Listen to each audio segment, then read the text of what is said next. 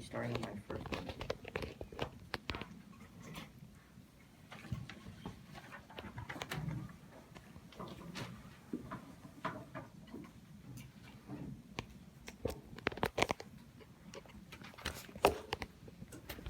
Chair. Side propositions world is a very slow-paced world with little to no advancements or groundbreaking scientific breakthroughs. Millions of people are unaware, or millions of people are affected, and countries are not getting enough development to support their population.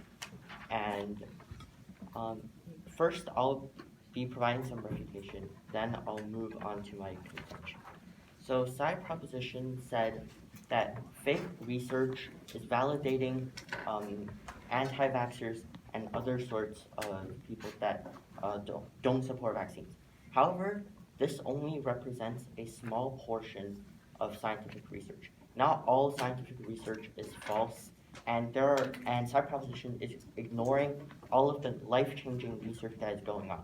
Things like cancer research, technological advancements, and research done in space and other outer planets. Side proposition also mentioned low IQ. Again, this only represents a small portion of the population, and with the spread of social media, most of the world is recognizing that fake research and news is present, and how to avoid falling into the trap. So now I'll be moving on to my first contention, which is the slowdown. If this continues, then it'll lead to the slowdown of scientific development. So research helps the scientific development, and it saves millions of lives every day. Without funding, lots of these projects won't be able to continue and won't be finished.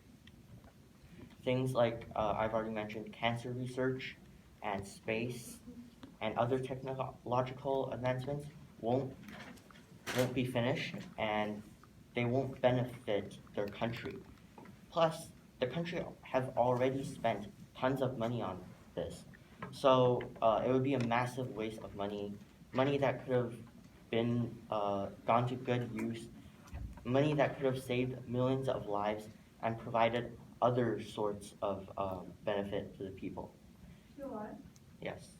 Are you saying that only corporations are sponsoring these type of research? Because there are also things like charities that sponsor this type of research. So wouldn't banning it still not really change that much? But charities are only part of it, and funding is still providing a lot more money than charities are. And so without charity, a large portion of funding won't be able to go through, and so they won't be able to make as much advancements. And also, it'll be slower, and projects that we might get to Mars in the next decade or something. It might be delayed until the next century or even more. And anyways, also, who is gonna reinforce this? Are you gonna randomly arrest scientists because they're trying to get funding for their research? And is it really moral and practical to do this? Also, no, thank you. Also, this affects the country. Scientists who are conducting research will likely move to other countries where they can get more funding to continue their research.